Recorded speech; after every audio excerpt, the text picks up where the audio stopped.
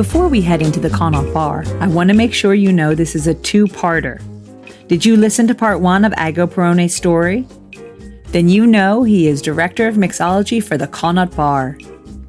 If you're flummoxed and have no idea what I'm talking about, then head back to last week's episode where you can hear the beginning of Ago's journey. If you're all set, then let's head to Mayfair, Carlos Place to be exact, and one of my favorite hotels in the world. I'm Susan Schwartz, your drinking companion, and this is Lush Life Podcast. Every week, we are inspired to live life one cocktail at a time by the best in the industry. So we left off as the Connaught Bar came calling. So exciting. No more faffing about. Let's jump right in with Ago and that knocking door. So then the Connaught came knocking. So the Connaught came knocking. Bloody hell, what's up with that? Oof. So Santino, dear friend of mine, he was living in Battersea next to me, next to Dusk. All the Italian community, we know each other there. They were coming to Montgomery Place. So one day came with the hotel manager. Santino was at the time assistant manager at the Blue Bar at the Berkeley Hotel, sister hotel. I said, Agostino, we are working on reopening the Connaught, and we're looking to have to challenge the industry. Connaught is very classic, but we want to inject creativity into it. I said, good, go for it. Have a good time. Go for it. Well, I'll meet you at the bar. Yeah. See you on the other side of the bar. Hotel is not for me. I don't know why I wasn't drawn to work in hotel, because I've always been, as I told you before, always been very free-minded and. Even in Sardinia, back then you were working in a bar in Sardinia, not at a hotel bar. Summer season was a normal bars. Okay, normal bar. Normal bars. I never worked in hotel. It's the only kind of bar that I missed in my career was hotel bar. Mm-hmm. And why do you think you stayed away from the hotel bar? I don't know. I was scared maybe of something that I didn't know. Maybe it was scared to have lack of freedom, because at the time I knew other people that were working in hotel bars. I could hear they complain because there was no enough freedom. You couldn't get this product. You couldn't do this homemade ingredient. When in Montgomery Place, I was doing what I was doing. Waking up one day, I wanted to do it. I do it. Mm-hmm. So the Connaught came across, approached me. But however, how I met the Connaught the first time, it was Mr. Brian Silva, legendary American bartender established in London. He came to the bar and was always on brunch on Saturday. Was coming to the bar, Montgomery Place. He was drinking Manhattan, was drinking Bloody Mary, and then we started to chat. He said, "No, I'm the bar manager at the Connaught Hotel." I said, okay, good, nice. He gave me his telephone number with the address of the hotel. I still have the piece of paper. Uh-huh. I still have it after how many years? After 13 years, I still have the piece of paper. So one wedding anniversary, we decided to come to the Connaught, and we step into this magic world of luxurious, classic. It was the style at the time of clientele as well was less loose than now. So it was much more formal. And it looked like an old world bar with the wood and a traditional hotel bar that you would think of maybe in the 40s and 50s. Exactly. You were back in time. So that was my first encounter with the Connaught. So when Santino arrived, I said, "I will open the Connaught." I said, "Yeah, go for it. You let me know when you're ready and come to visit you." And then I don't know. Santino he always been a visionary, and he didn't give up. He was calling me every day. I'm gonna listen. We can do this one. I'm gonna support the creative product and with my management style. So we're gonna balance each other. You put your skills, your knowledge, your creativity. I put my management skills. We're gonna do it. I'm sure it was convinced. If somebody's convinced of what he says in a genuine way, you start to be drawn to it, isn't it? Especially because he had so much trust in you. Exactly. It was. I said, why they trust me so much? I never had hotel experience. Why they want to give me a head bartender position at the Connaught? I said, I'm not ready. I don't know. I don't know what to expect. I don't know what to expect. Anyway, after I think it was 2 or 3 months of negotiation and hanging the phone on his face, all this kind of drama stuff, I said, okay, I'm on board. Well, what was your wife saying then?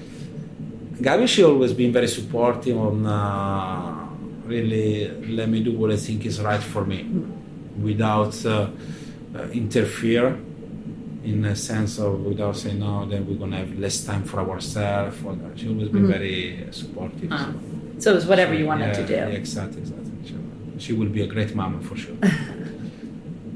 And then we started a Connaught. So the beginning was Santino, Eric Lawrence, myself, Riccardo, who now is bar manager at Connaught. So he was the junior bartender back at the time. So I signed the contract on the 30th of June 2008. And we opened the 8th of the 8th, 2008. This summer was one of the hottest summer ever.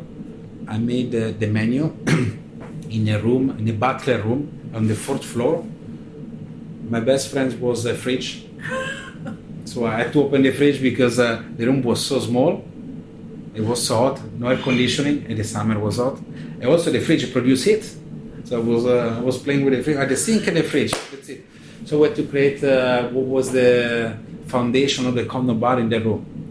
In that, I learned how to really squeeze your creativity. How you can be creative without looking to the box. Well, no inside, no outside the box. Before you created your menu, who did you think was going to be your clientele then? You know, who was your target customer? The brief was... because it was, no one knew it was going to become the Connaught Bar, No. But we wanted to become the Connaught Bar. Uh-huh. We knew it. That was becoming the Connaught Bar. Okay. We had the feeling, we knew it. The brief was that the hotel manager said, gentlemen, we need to make a difference here. We need to establish the Connaught Bar as a modern Bentley with the class and elegance, but with the hidden secret that makes the difference and people don't notice. So, of course, we had to still please the clientele that was coming at the time, very classic. Also open the arms to the new generation, the traveler, the people that discover new things, new products. As well, we always had to maintain the style of service. The style of service, the elegance, and the attention to details have always been in the focus since day one.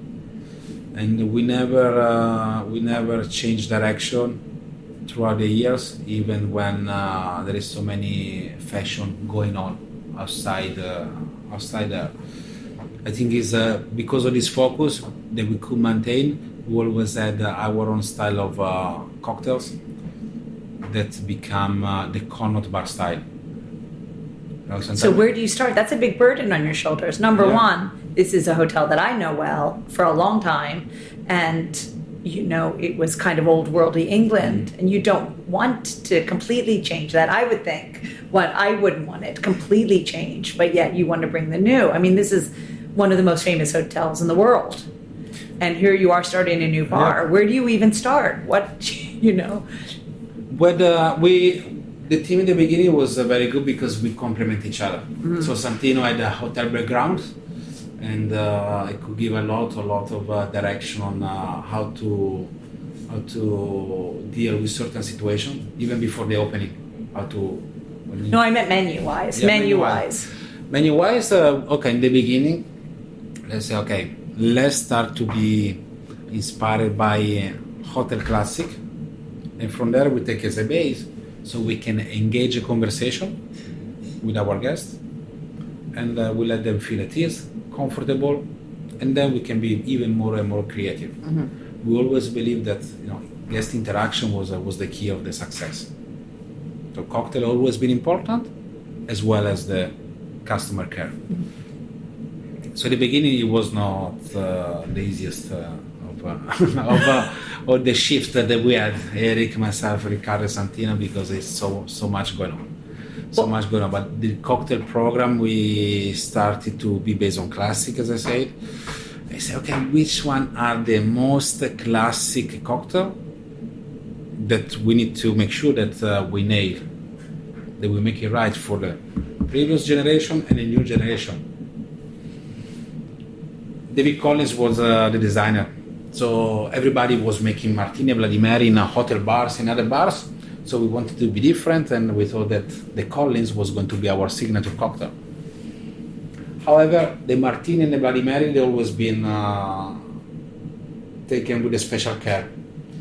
So for the martini, we didn't want to have our own recipe or our own touches, because we say it's about the guest. It's not about us. How we can interact with the guest, let them be able to personalize their cocktail with our guidance if they need. That's how we created the Connaught Martini. So That's the trolley. That's the trolley. Yeah. So we simply decided to have a selection of aromatic bitters that could easily give an aroma and aftertaste to the cocktail without changing the personality of the drink. So you still have your James Bond martini with those bitters, with those essence. You could really personalize it. So we guessed that they're into cocktail and flavor. You can let them discover new aspects of the gin. Let them try new fragrances, new flavor, new ingredients. With the people that are more traditional, you simply approach them in a very gentle way, and you ask them if they need something aperitif, digestive, relaxing, energizing, in a very simple manner. So they feel at home, they feel at ease, and from there you can start the conversation. We always wanted to have this balance of technicality, attention to details, research of the ingredient, how we manipulate ingredients, and the theatrical aspect. So the elegance and the manner, they always been in the training program. How we talk, how we use the body, how you move the hands, even when you make it a drink or you talk, it doesn't matter. And then was the Bloody Mary. The Bloody Mary was, I remember, was a day. Eric and I, we were a Bloody Mary lover. We are Bloody Mary lover, and but we couldn't find a way to make a Bloody Mary different. We were sure that we wanted to have without ice, because ice, in our opinion, dilutes the tomato juice, tomato juice, it splits, and kind of becomes messy. It wasn't elegant enough. And Eric came up with the idea of the celery air. So we started to experiment with the celery air, because Eric was experimenting a lot in some branches of molecular mixology at the time. So we use his knowledge, his skills to start to work on, figure it out how to present the Bloody Mary, how to add the element of the celery, how to do the final touches. Then we found the proper glasses to go with it. It was a process. It was like creating a painting, really. So did you find that the clientele appreciated this and were responding well to at least these two drinks that you personalized? It was. Now it's easy. Now it's easy. People, our guests, they come here for the Connaught Martini, the Bloody Mary, because they know the fame of the Connaught Bar, and they know that the drinks are good, the service is good. Back at the time, it wasn't so soft. We had to explain to every single guest that every drink was freshly made at the moment. The juices, they were freshly made, because not all the bars there are still homemade, fresh squeezed juice on a daily basis. So it was the process of really sitting next to the guest, educating them in a nice manner, let them understand the extra care and passion that we put into creating their cocktail. But for them, not for us. Right, so introducing to the Connaught Bar to them again. Exactly. A different Connaught Bar. Exactly.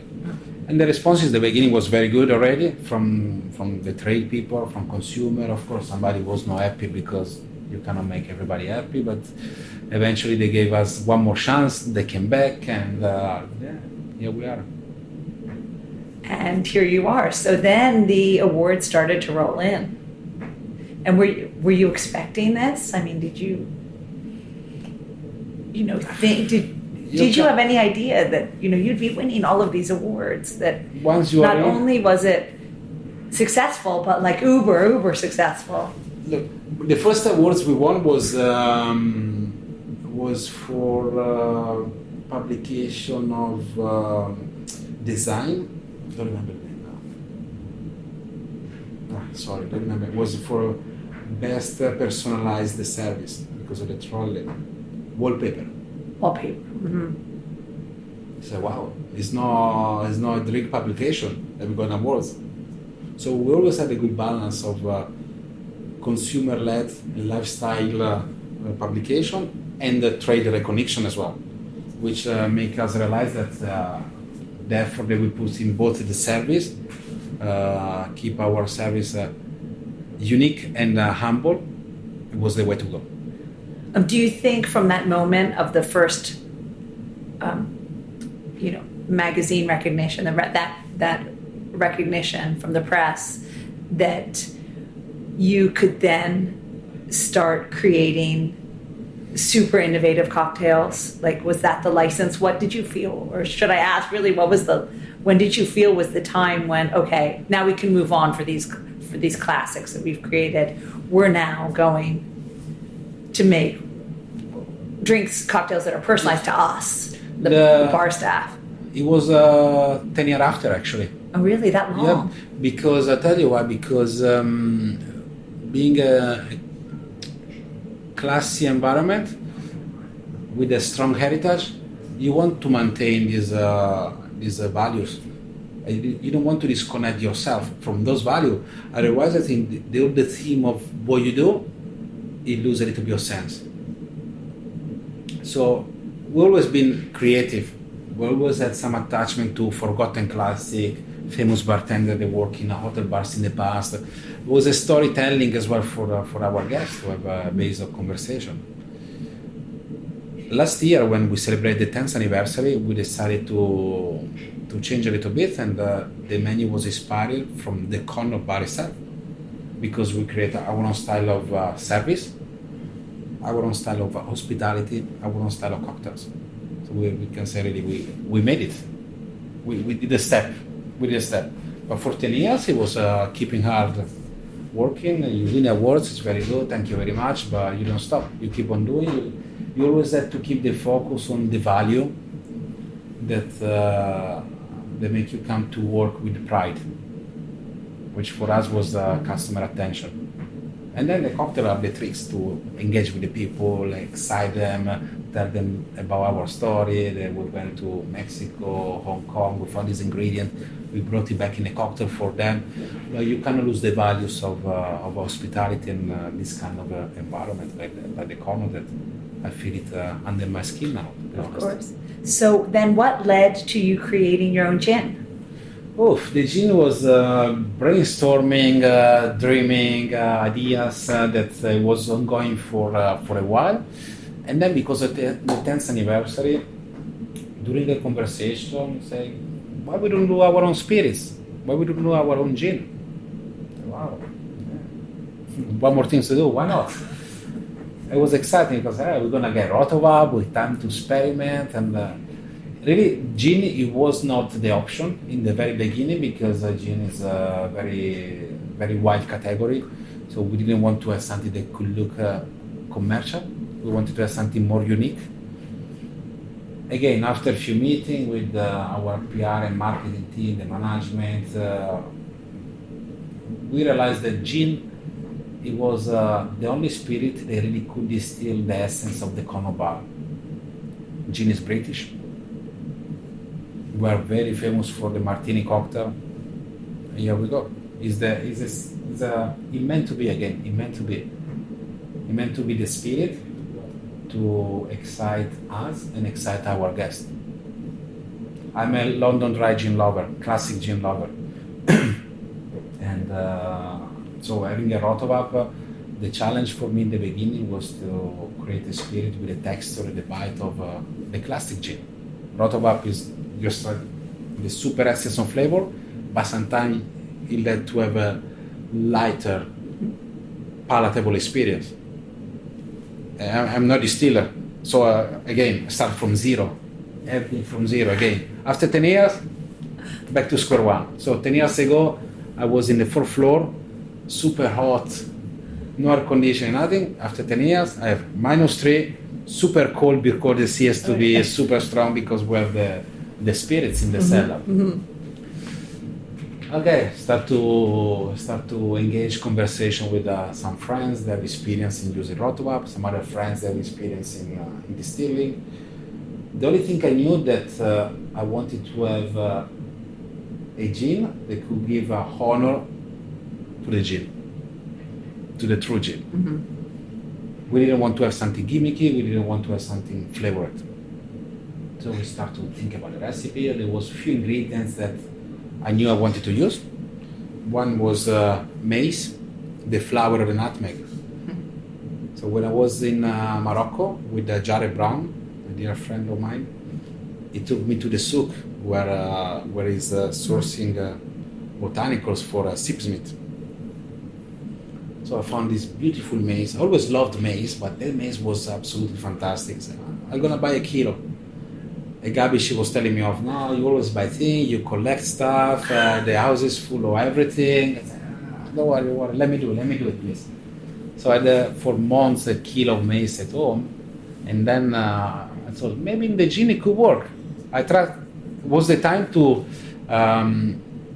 use your experience in a different way. So your nose and your palate, you have to take them to a different level, in a more I can say a more subtle and gentle level, because you need to discover different aspects of yourself, because you need to apply your expertise in a different way. So maize, let's go for maize. Then we're Italian. Italy is the land of sunshine. We cannot not please our guests with Amalfi lemon.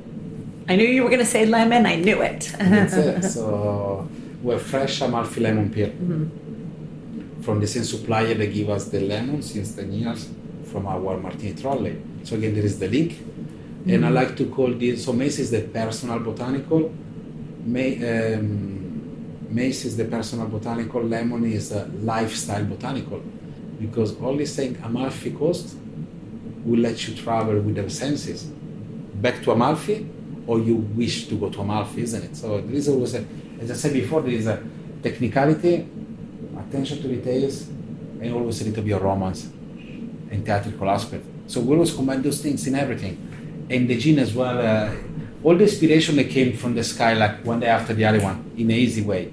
Then the application, it was not so easy. The last botanicals, it was, I don't know why I knew what I wanted. I had the taste in my mind.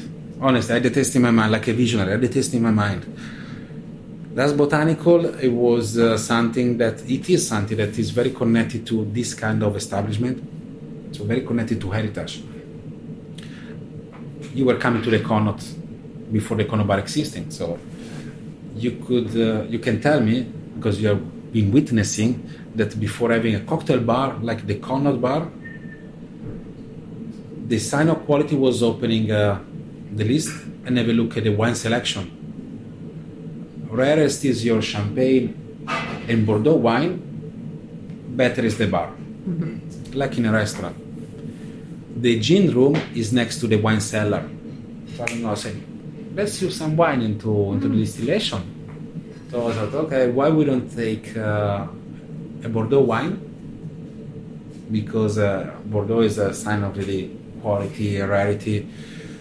Maybe we could age the gin into a barrel, but then it was too much work to do. You need to call the French houses, get the barrel. I cannot store it here. Was get too complicated, and moreover, barrel aged gin already existed. So we want to be different, unique.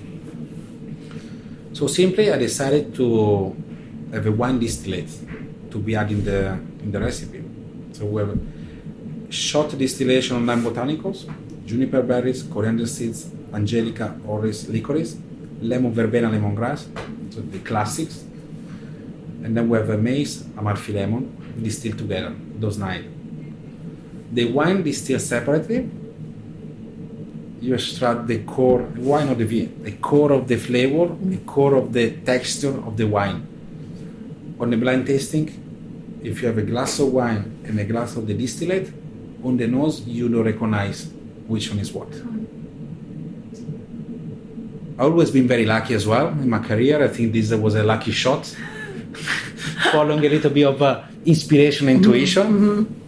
So I tried to put some wine into the mix and I said, wow, I really obtaining this mouthfeel and texture that you would have from a copper distilled gin.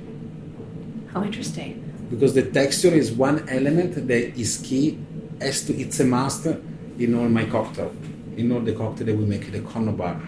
Because texture is the mouthfeel that allow all the flavor to spread on the palate and your experience become richer. It's like when you have fatty foods, you feel more rich because all the flavor they go around the palate, all the taste buds they are engaged. Therefore, there is always a layer of flavor going on, but then you want to go back to sip in the glass because you discover something new every time. That's how we make a cocktail curious. So the recipe worked very good. Now we need to standardize the recipe. I don't take you the process of standardize the recipe because otherwise I start to shake again. Then we start to work on a branding. Did you see the bottle? So the bottle is beautiful, it's very art deco, but as well it looks like a cocktail shaker. So there was the link. The label is very minimal, super elegant, with the element of the wood paneling in the design, because the wood paneling is the only feature left from the previous American bar and from the room that was here before. I think it was a tea room, before it was an event space.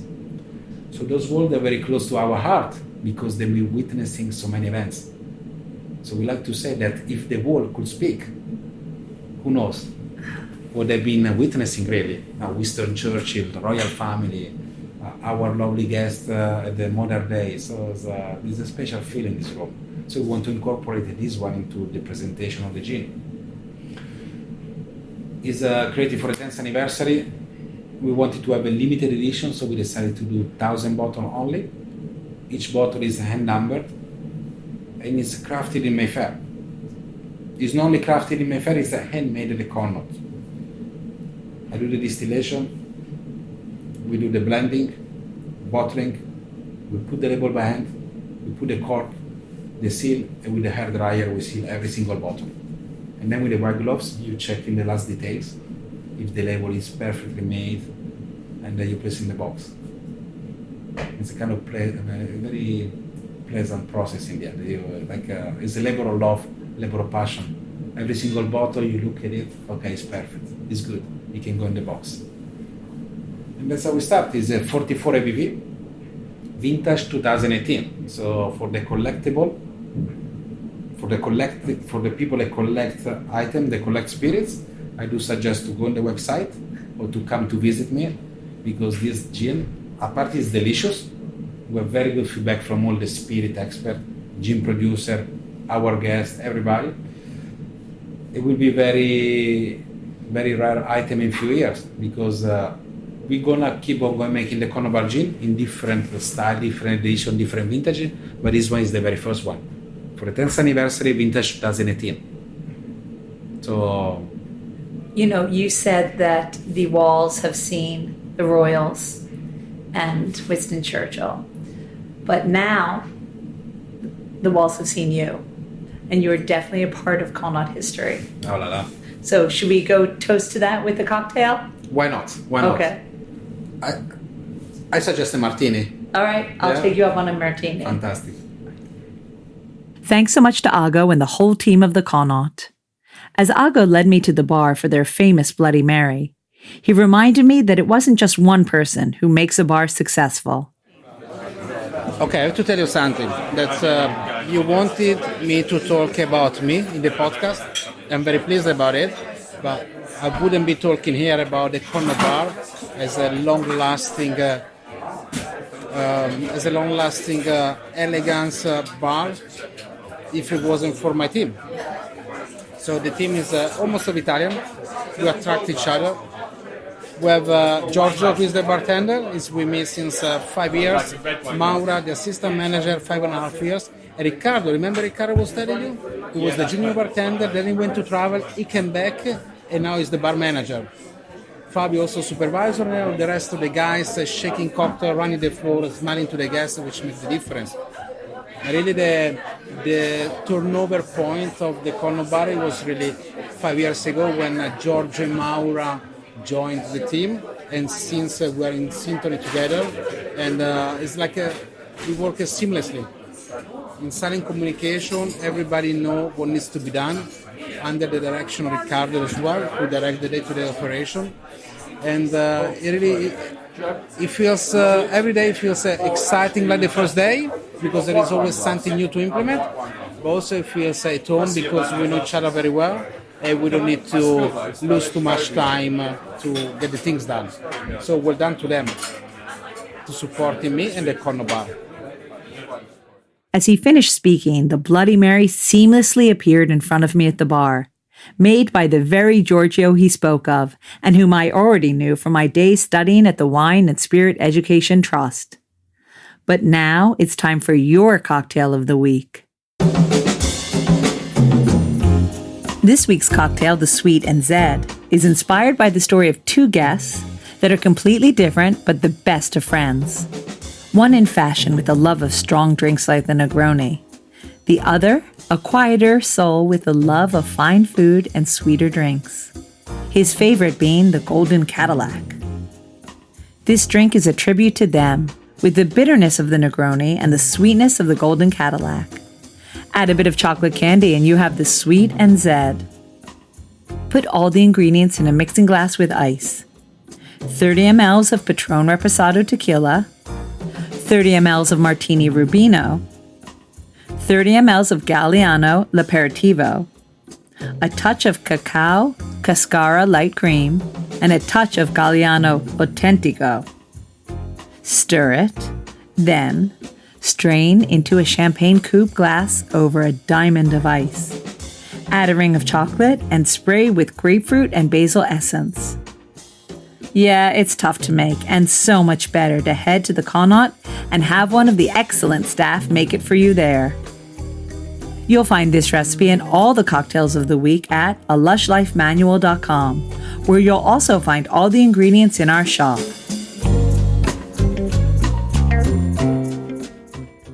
Now, after a few weeks in London, Normandy, France calls us away.